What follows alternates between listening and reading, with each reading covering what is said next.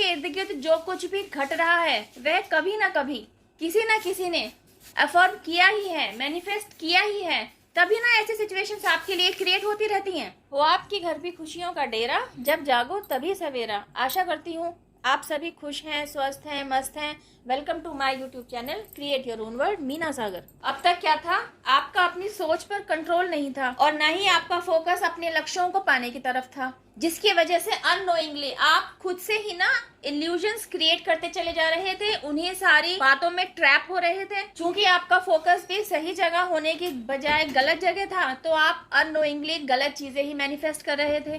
कई बार आपके साथ ऐसा इंसिडेंस पेश आया भी होगा कि आप कहते होंगे, अरे यार इतना बुरा तो मैंने अपने बारे में ऐसा ही बोल दिया था, मुझे क्या पता था कि ऐसा कुछ हो ही जाएगा।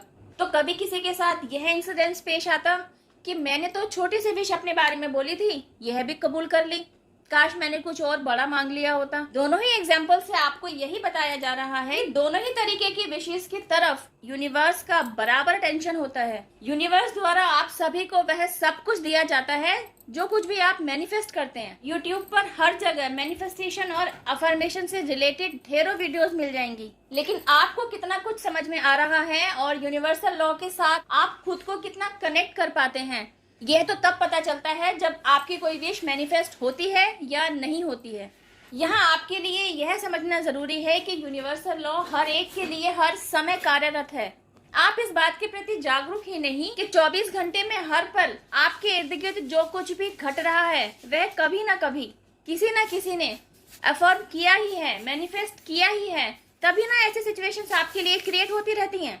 आप कहेंगे ऐसी कोई बात जिसको आपने 5x55 टेक्निक द्वारा मैनिफेस्ट किया ही नहीं, जिस बात के पूरा होने के लिए आपने कोई एफर्मेशन टेक्निक अप्लाई की ही नहीं, वह बात क्योंकि अनफेवरेबल रिजल्ट लिए हुए थी, वह बात तो आपके मुंह से ऐसे ही निकल गई, वह बात तो आपने बिना सोचे समझे ऐसे ही कह दी, पर कैसे वह बात पूरी हो गई आपको नहीं समझ में आता।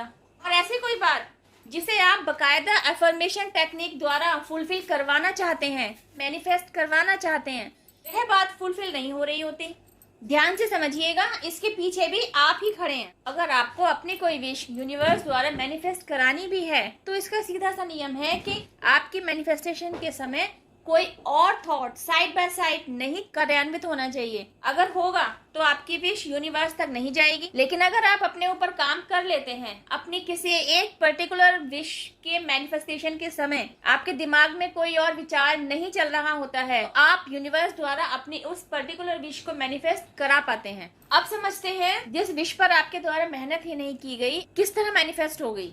उसके पीछे का रीजन था आपकी व्यवहारिकता, मतलब वह बात जो आपने ऐसे ही कह दी, जिसके पूरा होने का सारा दारोमदार यूनिवर्स पर छोड़ दिया, उसके बारे में दोबारा पलट कर देखा ही नहीं, डाउट करने का तो सवाल ही नहीं होता। लेकिन उस नकारात्मक विचार के प्रति आपका व्यवहार यूनिवर्सल लॉ की फ्रीक्वेंसी से मैच कर गया और आपकी वह अनफेवरेबल विश मैनिफेस्ट हो गई। जब भी आपकी कोई विश मैनिफेस्ट होने वाली होती है ना, आप 111 जरूर देखते हैं। यही तो है एंजेलिक साइन।